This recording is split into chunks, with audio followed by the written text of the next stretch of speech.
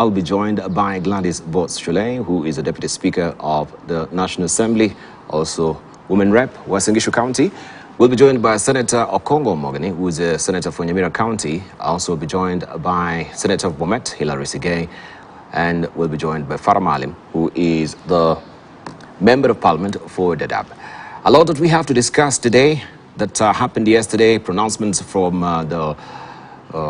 the President as well as the Deputy President. He had an interview with all the media stations yesterday. We want to slice and dice some of the comments that he made. And we're looking also at what the Interior Ministry Cabinet Secretary, that is Professor Kindiki Kithure, who met that declaration of vacation within 24 hours for the residents that are affected by banditry. And the question that is coming to the fore is regarding as well on the human rights issue regarding housing as well. So is there any alternative solution that is coming from government that they have given this directive, but are they also going to offer housing for some of the people who will be affected? This is a very contentious issue that we'll be putting on the table as well, and looking forward to having that discussion. You can join us on KTN News KE, which is our Twitter handle for that particular discussion, where you can chime in, share your contribution as well, and we shall be able to, of course, also put that on air so that you may have that handy opportunity of driving the show with me. But for now, let's see what is fresh off the press this morning before we engage our guests as they do come. And we'll begin with the bold paper, which is talking about matters academia right now. The hot mess that is junior secondary. The hot mess that is junior secondary is what is on the front page of the Standard this morning. A visit to schools shows that lack of teachers, slow distribution of textbooks, additional levies burdening parents and logistical nightmares as a result of the failed disbursement of capitation money is hurting learning in public schools. This story is tucked away on page 6 and 7 of the Standard today. Now, here are the sticky issues as it has been tabulated here. Learners reported to junior secondary school. That is the figure given there, 1,137,179. Also, we have 15,000, nearly 2 months after rolling out of JSS schools, yet to receive a coin of the 15,000 capitation per learner. And no money has been released towards the printing and the distribution of grade 7 textbooks. This is a story that you want to follow today on page 6 and 7. Remember also, it has been a catnip issue in Parliament where we have MPs unanimously now joining hands and saying, if this junior secondary school is not really working and CBC is not working, why could we revert to 844? That is a matter that is still on the floor of the House, and it continues to be a mess as it is right now, put by the Standard there, because also we had the senior, or the former CS of Interior, of not really Interior, but the former CS of Education, that is the Late Honorable George Magoha, who was going about the country opening classes in the secondary schools and not the primary school. And we have now the current administration that has given directive that all JSS should be in primary schools. And so there is lack of infrastructure. Most of them also are just twiddling their thumbs right now because we have also lack of teachers as it is. So that is a story that we will follow doggedly this morning and have a discussion about amongst a raft of issues. Kindiki, a new threat to eliminate bandits. Interior Cabinet Secretary Kithure Kindiki yesterday reissued a 24-hour ultimatum to residents to vacate suspected bandits hideout in 6 North Rift counties. Professor Kindiki also banned non-security aircraft travel in several areas, and that story have it on page 5 of the Standard today. Looking on top here on the teaser, Ruto Raila tread words on calls for defiance. That is a story you want to follow on page 4 of the Standard. Angola to deploy troops to DRC. Forex reserves shrink amid dollar crisis is another story there. This is bound also to affect the fuel supply in the country due to the dollar crisis. Cabras proves to be sweetest of them all. It's all about sugar there. Not sugar, that is a Cabras, of course, the football club of Cabras Sugar Company. And it's all on the sports there on page 30 of the Standard this morning. Remember, you have the Health and Science Pull-Out magazine that comes in handy for you every Monday. Cost of miracles driving many to poverty. Faithful taking loans to pay for prayers in the hope miracles will happen and they become rich only for them to sink deeper in debt and depression. This is a story of the predator preachers right now who are preying on this gullible and vulnerable laity in their churches who now they are paying heavily for those miracles. You can read all about this story on page 3 and how the poverty and prosperity gospel is making and snaring many. That is inside the Standard today on page 3. Let's move on to see what we have on the front page of the Daily Nation. Public servants set to lose parks is a splash. Public Service Commission writes letter to protest move by salaries body. And that is a standoff that is bound to be, of course, ramping up. Uphill task. Salaries Commission reveals that among those targeted for review are retreat, sitting and non-practice allowances, but acknowledges that its efforts to lower the wage bill have faced strong resistance. You have the story continuing on page 7 of the Daily Nation today, and you have a graph there of the total wage bill currently or up to 2022 from 2016, how it has been rising exponentially. And we have Lynn Mengich saying their public service institutions shall be required to furnish SRC with all allowances payable in their institutions for review, and some of the allowances to be scrapped. Retreat allowance, as I've mentioned there, sitting allowance, not practicing allowance, and read all about it inside the Daily Nation. Norway, Ruto tells Raila on call to stop selection of electoral commissioners. President William Ruto has told off opposition leader Raila Odinga on his demands to have the ongoing process of selecting electoral commissioners stopped.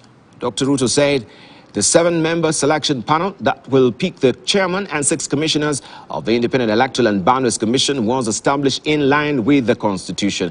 And you have the story on page 4 of the Daily Nation today. Ministry's 53 billion shillings boost to pay junior secondary school teachers is another story on the back page of the Daily Nation today. City's 250 million shillings, I should say, bus terminals that no one wants to use. And this is all about the Green Park that has become lately a very contentious subject.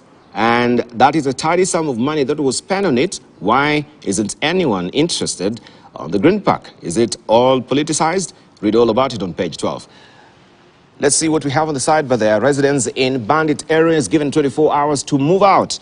Interior Cabinet Secretary Kithure Kindiki yesterday gave people living in forests, gorges and caves located in close to 30 areas that have been declared crime scenes 24 hours to vacate as the government launches the second phase of the operation to rid the North Rift of bandits. This follows intelligence reports that bandits have moved their families to this and other areas to act as human shields. You have the story on page 10 of the Daily Nation. This is how it looks. Make sure you grab a copy that really floats your boat. You have the story also on the front page of the Star today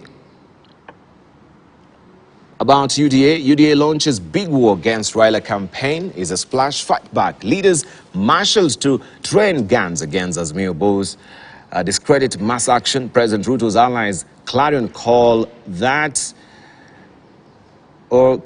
is that there is no room for negotiation with the opposition. And you can see them having a light moment there. This is Deputy President Rigathi Gachagua and President William Ruto during a Thanksgiving service in Kibugua Stadium, Chuka, yesterday. And on the right side, we have ODM leader Raila Odinga with children at Shalom Miracle Church in Mombasa at a Sunday service yesterday. Depressed rains to affect food security. This is the focus there. March, April, May. Seasonal rainfall will highly impact the agriculture sector and food security. The Kenya Meteorological Department forecast shows March, April and May season constitutes an important rainfall season in Kenya and more so over the Western Rift Valley and central regions. Kenya Meteorological Department Director Dr. David Gikunga said on Friday, and close to 5 million Kenyans are in dire need of humanitarian help. Millions of livestock, especially in arid and semi-arid areas, have died. Thousands of wildlife have also died. 2 shot dead And 1.3 million shillings recovered after bank heist is another story that you want to follow inside the Star today. Looking at the teaser on top there, DP Gachagua, our 17-hour talk, and how Ruto settled on me as deputy. All right, is all let out to hang for you, and read all about it on page 6, how that long protracted hours to find out who will be the deputy president on the negotiating table is revealed for you on page 6 of the Star. People Daily up next. Ruto, no turning back on IBC jobs. This is a splash today.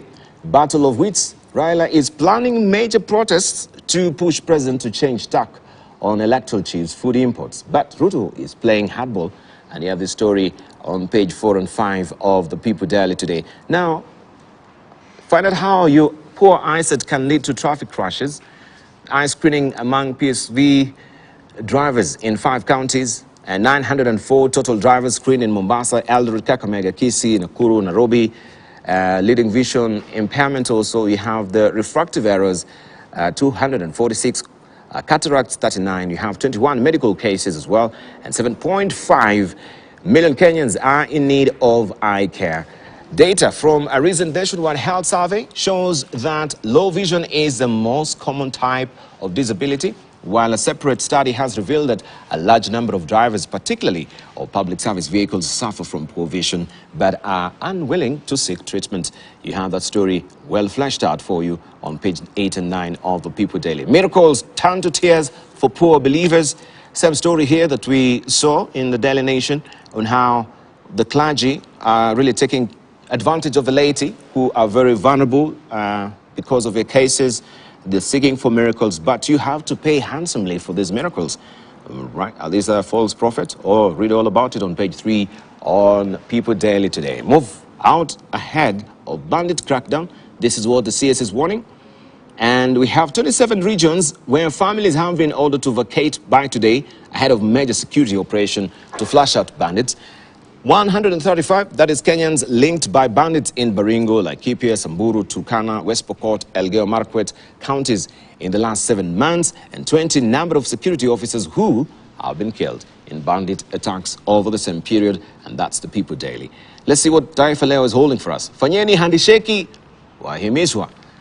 That is Governor Sakaja na wazee wa jamii ya Waluo washauri rais na Raila wapatane kuepusha mgogoro unaoinuka au unaonukia, I should say, and that story continue on page 2. Mapatano, viongozi hao wawili wameapa kutofikiana, kila mmoja akishikilia msimamo wake mkali, hali inayohofia huenda ikatatiza utawala wa Ruto. That story have it on page 2 of Taifa Leo this morning. Orengo hataki naibu wake tena.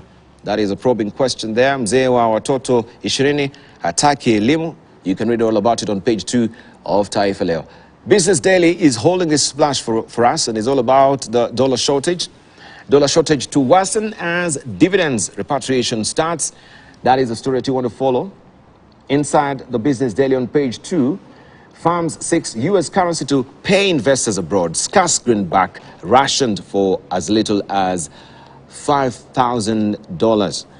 You can follow that story inside the Business Daily. I'm not leaving, says Safaricom CEO Ndegwa amid departure speculation. It's all about his tenure as well. That was coming to an end, 3 years. Will it be renewed? People were asking questions. The board had been mealy-mouthed about it. But now he's come out to quell those fears. You can read the story on page 2 of the Business Daily this morning. Let's look at the ticker there. 230 billion shillings defaults compound cash-strapped water companies' woes.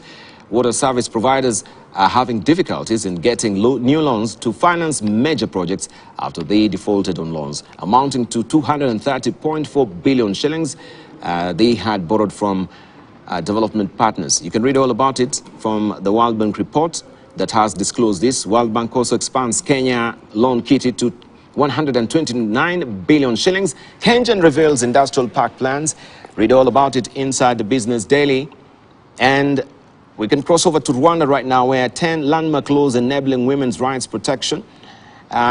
We can see how it panned out their members of parliament during a plenary session there last year in Rwanda. Besides the legislation that grants equal land rights to women and men, but Parliament has also voted many laws in line with the protection of women's rights after the genocide against the Tutsi. And we know how also Rwanda has been leading the pack when it comes to gender mainstreaming in the East African region. Commonwealth Day, a moment to reflect on most pressing issues. It is Commonwealth Day today, and that's the story. You can read all about it on page 6 of the New Times in Rwanda. In Fan Fettle, our physiotherapist's dedication to boosting holistic wellness. Read all about it inside the New Times in Rwanda. The East African is all about South Sudan and how Kiir is putting Sudan on edge. Unilateral decision are driving a wedge between him and Machar, with fears that the peace may not hold as rank and file get impatient, risking a rebellion. All is not well in South Sudan, and you can read all the gritty details on page 4 and 5 of the East African this week. Samir's job at Kenya exposes EA dollar crisis. Well, it seems that in Tanzania all is well, okie dokie. Even as the economy around us is crumbling, none of the partner states has adequate forex reserves, raising concerns about cost of debt and impact on economies as prices rise. You can follow the story on page 5 of the East African this week. And UN flags the Congo refugee disaster. Read all about it. And also migrant deal. UK minister set to visit Rwanda. Home Secretary Suella Braverman to hold talks with Minister Biruta on relocation plan. This has been such a contentious issue in the UK, where people are criticizing the policy on, of course, the migration bill that is on the floor of the House. But you have all the details there on page 2 of the East African. We have the editorial cartoon. And this is all about also the Banditry and the Ministry of Interior. You can see shaking the hourglass there is the Interior Minister, Ithra Kindiki. Will it really go down? All this head of cattle, the guns as well, and the latest vacation order from the ministry. I want to introduce my panelists again. I just mentioned